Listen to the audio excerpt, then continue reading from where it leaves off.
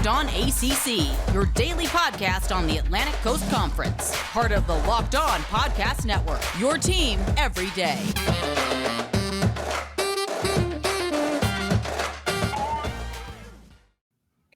What's up, everybody? Welcome to today's edition of Locked On ACC. I'm your host, Candace Cooper. Welcome. Thanks so much for joining us. It's Wednesday, so we've got power rankings on today's episode. We've got AJ Black from Locked On Boston College in the building. He is holding it down for us. He has some great up and down movement along that list. I'm sure it's going to be fun. If you have never listened to us before, we're so glad you chose us.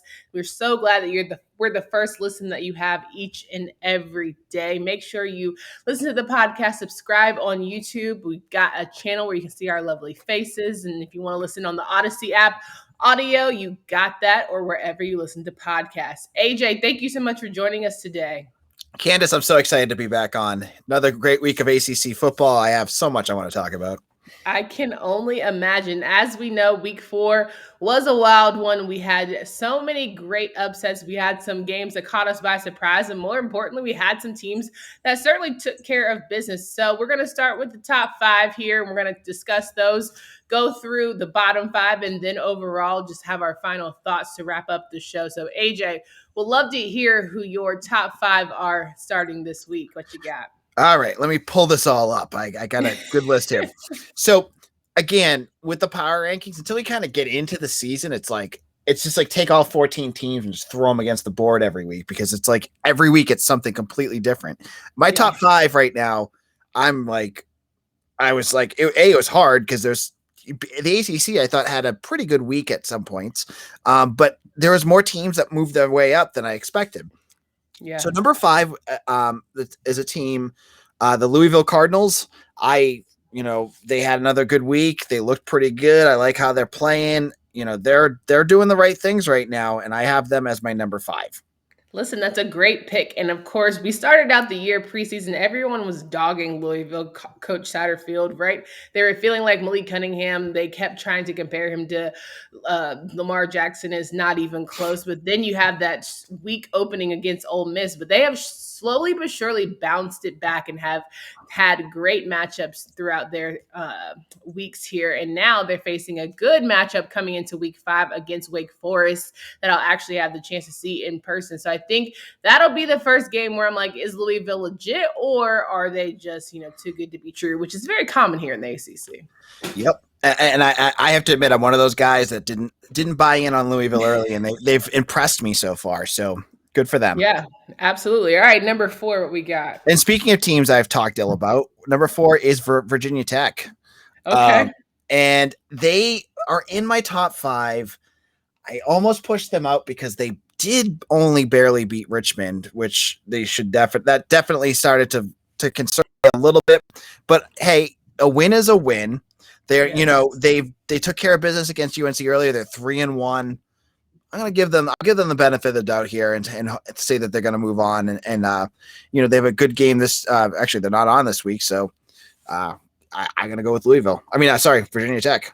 Yeah, no doubt. And listen, I think that everyone on this show is going to have to write an apology letter to Coach Fuente, because we all were dogging him. And if he comes out and ends up being Coastal Division champions, what are we going to do? We're going to have to say, like, man, I'm so sorry. But no, I think what we saw against West Virginia, where they fought back, was some sort of like, okay, this team might be doing something. But then you say, okay, there are definitely still some flaws there when it comes to the game calling and how they kept it tight and kind of played down to Richmond. So they're an up and down team. But I mean, as long as you can pull out the win, you have to give credit where it's certainly due. That's not common, again, here in our conference. All right, number 3. All right, so I can tell you a quick story about being wrong all the time. So number 3 is Boston College. Okay. And they get it because they beat Missouri and they beat an SEC school. They look good. And what impressed me, as I talked about a Locked On Boston College all the time about this week, is the way that Frank Cignetti, their offensive coordinator, reimagined their offense after Djokovic went down. So they went from a team that was pass happy last year that was averaging over 300 yards per game through the air. All of a sudden, now they are a power rushing team, and they're doing it well. David Hale of ESPN put up a stat yesterday that last year, I think BC averaged 3.4 yards per carry. They're up to 5.7 right now. So they're doing it. And speaking of, and so why I bring that up is Apologies was one of the guys on Locked On Boston College that I was a little tougher on before the season was Pat Garwo, who was ACC Player of the Week this week. Yeah. So a family member of his reached out to me to tell me that he wasn't a big fan of how I was not giving his son credit back in the summer. I was wrong. Just like some of these rankings, I was so wrong. He looks great out there. He ran for 175 yards against Mizzou. And this weekend is huge. Boston College and Clemson. If BC is going to actually take out Clemson, this is the year to do it.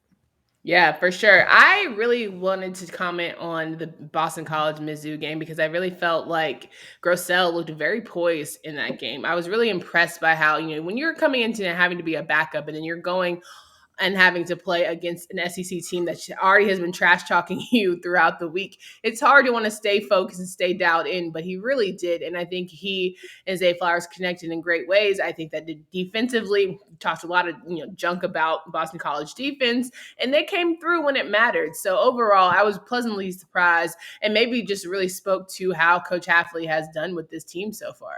Yeah, I mean, Grossell, and if you watch the beginning of that game, they started off. I mean, I think you tweeted it. They started off really poorly. Grossell threw that interception. Mizzou just marched down their throat. But again, that's on Hafley and Grossell. Like they didn't flinch. They just got right back to it, got right to their game plan, and shoved it right down Missouri's throat and ended up winning the game. 100%. All right, number 2, what we got going on? Oh, NC State. What a win this week. I'm sure you talked about it with your other co-hosts. Beating Clemson. I know Clemson's not Clemson this year, but a win's a win in the Textile Bowl. And I'm sure our other co-hosts of Locked On Wolfpack is feeling pretty happy right now.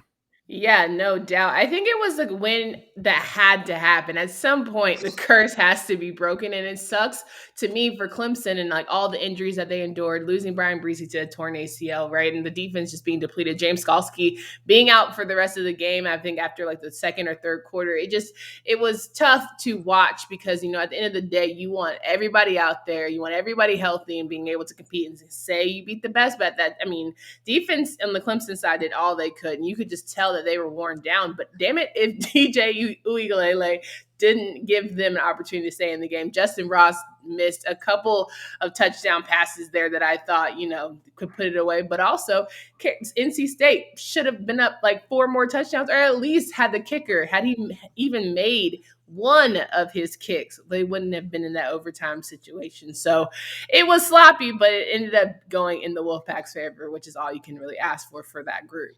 Yep. And so my number 1, are you ready to talk to your children about a good Wake Forest team?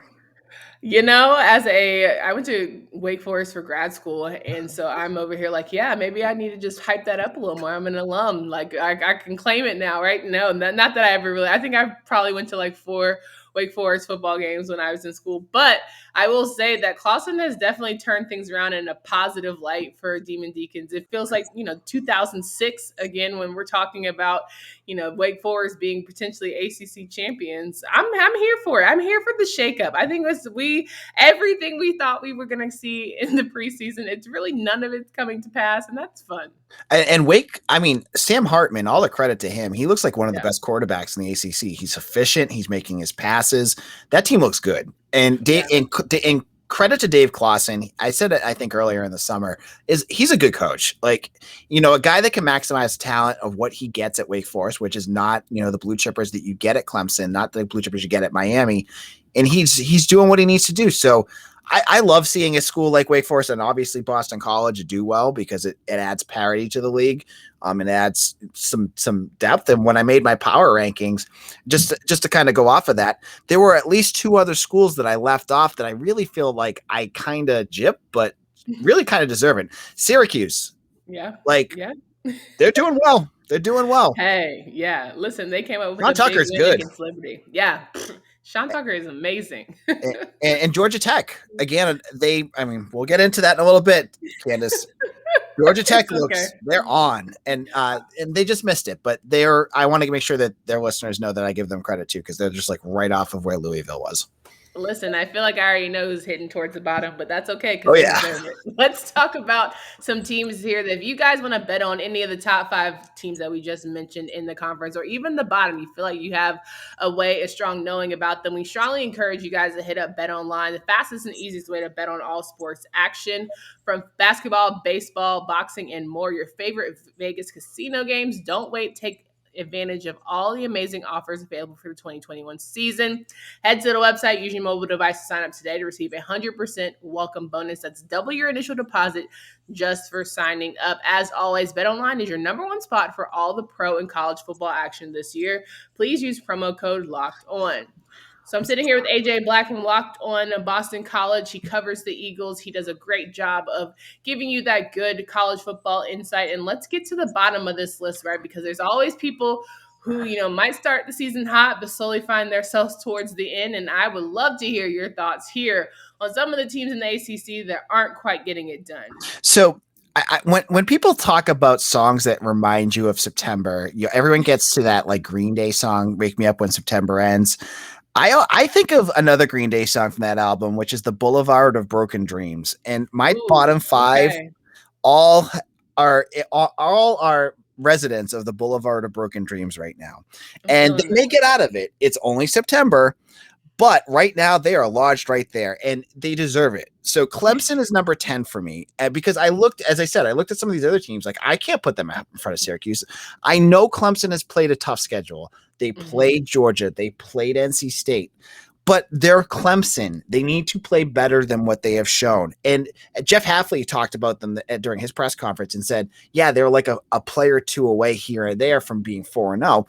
He's sort of right. But on the other hand, if you're going to be Clemson, you need to make those plays, and they have not. Their offense is awful, and they have the talent. Justin Ross is awesome. DJ Uiagalelei is good, and I know Will Shipley's hurt, but they should have the talent to be better than they are right now.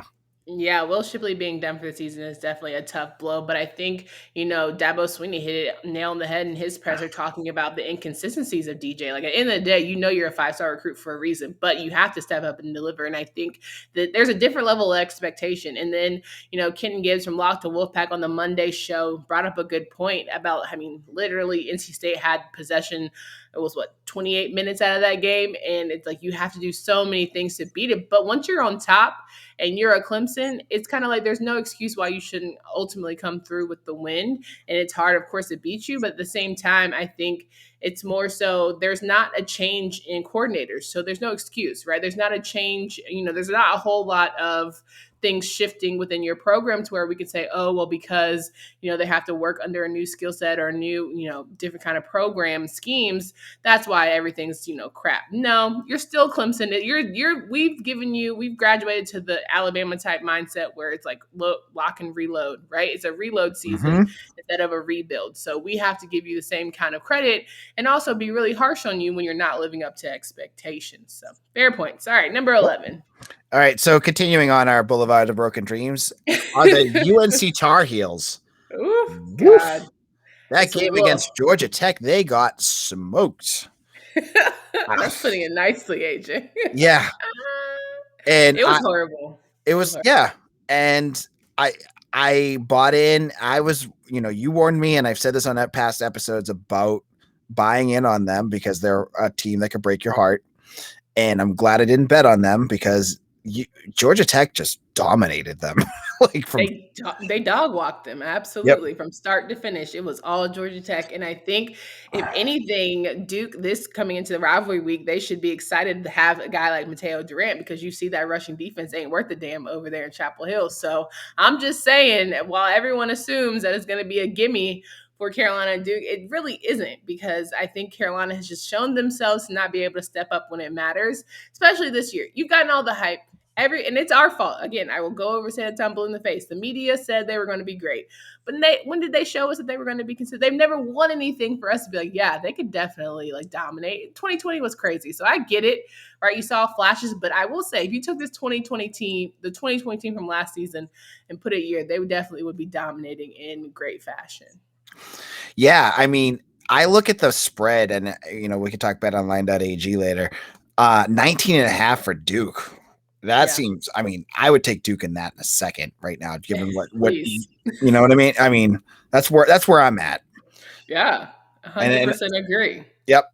And so speaking of bad defenses, let's talk about Virginia. Okay, let's go on that boulevard. Woo, it's getting worse and worse, AJ. Man, this team cannot catch a cold. Their defense is just putrid. And it's so sad because, you know, when we get into the season, all the talk was about Sam Howell being the best quarterback, and you had Phil Dracovic, and Drakovic's out, and Sam Howell, he's done stuff here and there, but Brandon Armstrong has been the best, I think, one of the best quarterbacks in the ACC. Yeah. But to surround him with a defense that consistently can't stop anything, like they let up, 400 plus yards again. They let up 600 and something the week before. Virginia's not going to win games if they're going to give up that much offense. And, Brandon Armstrong can do all he can, but he's not going to overcome that kind of defense. Brendan Armstrong is having the year Sam Howell had last season where, clearly everything was about talking about Carolina's lack of defense and how they could not catch a cold. Can't really tackle now, but that's a whole nother story. We're not going to go back. But I think Brendan Armstrong, it's going to be the worst type of – like he's going to be if not the best, definitely number 2 when the season's all said and done. And what is he going to show for it, right? A mid-level, finish in the Coastal, not being able to maybe not making a bowl game. Like that's so disappointing with how he's doing it. But we all know it's not an individual sport, but yeah, you got to give that man some credit. He's doing everything. Absolutely. Yeah. All right. Who's next? This is getting worse on this road. Yeah. So the road gets a little bumpier, and this team won 69-0, but I'm keeping them down there because of who they're playing this week. So I'm setting up this battle right now for near the basement. So number 14 is clear. That we'll get to number 14 in a second. Everyone who's listening at home is going, I know who number 14 is on my power rankings. 12 and 13 is kind of that next tier, and it's Miami. Yeah, they won 69-0, but they play Virginia this week. If Miami goes out there again and stinks against Virginia, they deserve to be 13 because, as we just talked about, De'Ara King should be able to do whatever he wants against that defense. And if he can't do that, that's on him. That's on that team because Virginia's defense, as we just said, is bad. But Miami's not very good either. So what are they? I mean, I put them down there because, again, we're talking about broken dreams. This was a team that was supposed to battle for the Coastal, and they technically still could because Coastal's still up for grabs with UNC struggling. Miami could turn it around, but if they lose this week, they're out. They're done. They're cooked. And I think they'll win, but we'll have to see where they go. I love the straightforward and hit it right to it because, you're right. I also think that Carolina's low-key out of it. I think it's going to be Pitt or Georgia Tech, in my personal opinion. But that would make for just a better show. So why not have a little shakeup? But who's last? Because I was definitely having Miami being last. I sent him a message. Me and Jersey Drake have kind of gotten along a lot better. We send messages to each other. I love the guy. I feel so bad that the Seminoles are a complete disaster right now. And it makes sense. I wouldn't. How they are worse than Duke, and they're gonna lose to Syracuse too. I don't know. I don't know what is going on. I thought Mackenzie Milton was enough. Like, you get a good quarterback on a team, you can mask a lot of deficiencies around them. Sure. But Mackenzie Milton is not the answer. I don't know what the answer is on that team. I don't know how, you can't just stink in college football and get a good draft pick and then rebuild. Right. Recruits are watching this, and they have some good recruits coming in, so hopefully they will be able to turn it around. But it's gonna be a process, and Seminoles Nation is not the most patient group. So heck no. Yeah, so I think they have the number 1 recruit, and his name is blanking right now, but I think they're the number 1 recruit in the country. I mean, is he gonna want to stick around and wait to see Florida State turn around, or is he just gonna go turn his tail and go to SEC country and go with Georgia or Alabama? Right. Who knows? But right now, Florida State, they just cannot get out of their own way. And listen, it's nowadays, if you're not giving me what I think you can give me, recruits are just like, yeah, bye. I'm not going to waste my time. I'm not going to wait for the reboot. I want to be a part of this. I don't want to have my name associated with the Norvell era. And I get it because it's difficult. not beating Syracuse, that would be tough. But on the one hand, good for Dino Babers because it shows that like maybe we should stick around and have some faith in the guy. He's been given a lot of flack and on the bubble for so long. But if we're talking about the two worst teams, let's imagine Miami and Florida State being the two worst. Can you imagine how that game is going to go? That rivalry matchup. Oof. That just seems like who's more awful, like who can like crap the least amount going into that one. So that's a good list. I understand and respect the bottom. Totally understand that here, but I would like to get your final thoughts just around going into week 5 and maybe who can, give themselves an opportunity to get back in, seeing the top 5 or middle of the pack there. But want to remind you guys that this week, the limited time offer, they have the cookie dough flavor, and that is cookie dough chunk with Built Bar. Personal, highlight. I have given it to my fam. AJ here loves it himself. Oh. It is one of the best tasting protein bars they have to boot. But if you're not really a chocolate or cookie dough chunk person, they got 9 delicious flavors that you can have. You can get a mixed box where you'll get 2 of each of the 9. So if you like peanut butter, if you like mint, raspberry, coconut, almond, cherry, there's something literally for everybody. Not only are they the best flavor, they're healthy too. 17 to 18 grams of protein, only up to 180 calories. Great to start your day and great to grab on the go. Only 4 to 5 net grams. 9 amazing flavors, again, all tasty and all healthy. Go to BuiltBar.com right now. Use promo code LOCK15. You'll get 15% off your first order. Again, promo code LOCK15, 15% off at BuiltBar.com. Rounding out the show here with AJ Black, we are talking through the power rankings. You heard the best 5, you heard the bottom 5, and of course, there's some in the middle of the pack. And I think one of the teams in the middle of the pack I would love to give some love is Pittsburgh. I think they're arguably probably going to win the Coastal. But are there any teams that you feel like, can make their way towards the top after week 5? Or do you just see some teams having like a complete unraveling as the season progresses? I look at the schedule this week and I see this as a week where teams can solidify their place in the ACC.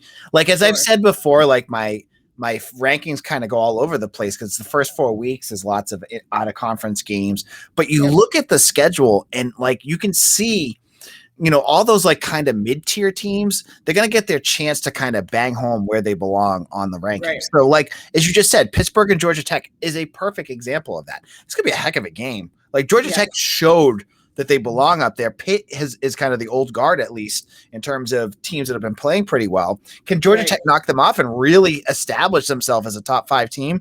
That's a possibility right there. Louisville and Wake Forest, another one. Like I put Wake Forest number 1, but they go out there and they lose. That's going to be tough for them.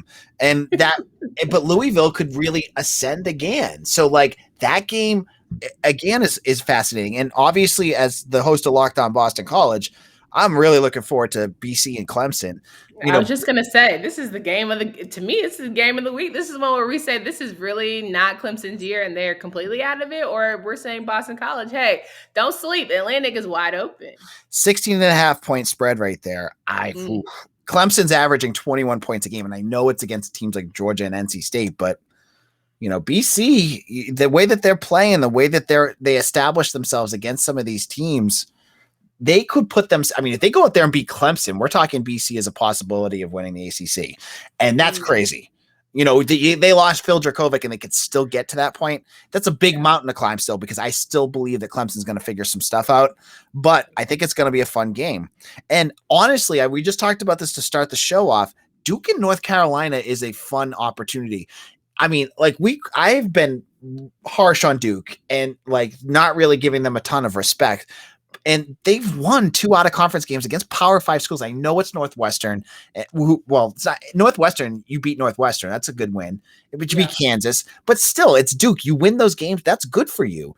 Now you go out there and you beat your rival. You beat UNC on top of that.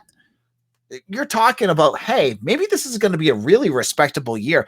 And props to, again, David Cutcliffe. I put him when we did our coaching rankings. I think I had him like 3. And I'm showing why I picked him there, because he's doing a heck of a job with not a lot. And I think that's a credit to him. And I think that'll be a fun matchup too. So, I mean, I can't wait for this weekend. I think there's going to be so many fun games on. I mean, Syracuse and Florida State. Syracuse again. If they win, they get themselves back into that conversation. They were bowl eligible when I thought, hey, this is a team that's going to go like 3-9 this year. So Right. again, a lot of coaches that are shutting up critics like myself and doing what they need to do. And I think that's awesome. Yeah, and I think this has been the season where, 2020, we didn't know what we were going to have, but 2021, I've truly enjoyed the fact that we've been really wrong. Maybe not for Carolina's sake, but just in general, I think overall, we've had so many of these hot takes. We assumed it was going to be Clemson and nobody else, and we didn't give anybody enough credit. But that Boston College game, I think it would really speak to who Coach Hafley is if he can get his guys going and be in that game, right? It might come down to a play or two. And I kept saying, like, NC State, this is either going to be the game where NC State finally gets it or DJ finally turns up and, they really put on. He has his coming out party. And I feel like that's the case here. Like, DJ might have a coming out party against Boston College. Like, yes, it would suck for y'all, but at the same time, I think it'd be probably a better turn of events and an easier season, and still can have that ACC is a decent conference conversation. So a lot of great matchups here in week 5 that ultimately there's going to be a lot to tell. And I can't wait for your power rankings to come out after this one, because boy, oh boy, I hope Florida State's still not sitting at the bottom, but it's looking kind of grim. It really, truly is. AJ, it's always a pleasure to have you on the show. Can you please remind folks of where they can find you and follow your work? Yeah, I mean, you can check me out. I'm the editor and publisher of bcbulletin.com, part of the Sports Illustrated and Fan Nation Network. You can also check out Locked On Boston College. It's on YouTube. It's on everywhere you get your podcast, but check out YouTube. Hit that subscribe button and hear my takes on everything. And it's a fun and entertaining show. We have tons of guests on. I've had a different recruit every week. I have different analysts on with me. It's a lot of fun. So check out Locked On Boston College when you get a chance. No doubt. And betting on any team that you love doesn't have to be a guessing game. If you listen to the new Locked On Bets podcast, your boy Q, handicapping expert Lee Sterling, give you daily picks, blowout specials, wrong team favorite picks, and Lee Sterling's lock of the day. You can follow Locked On Bets podcast, brought to you by BetOnline.ag, wherever you get podcasts. For Candace Cooper and AJ Black, we hope you guys have a great rest of your day. It's Thursday. Tomorrow, we've got Tyler Aki. We're going to give you that week 5 preview with his respective teams that he covers. And then Freestyle Friday with Drizzy Drake, we're going to round out and then give you those bets to get in on that action, so you don't want to miss it. Again, we hope you guys have a great rest of your day. Until next time.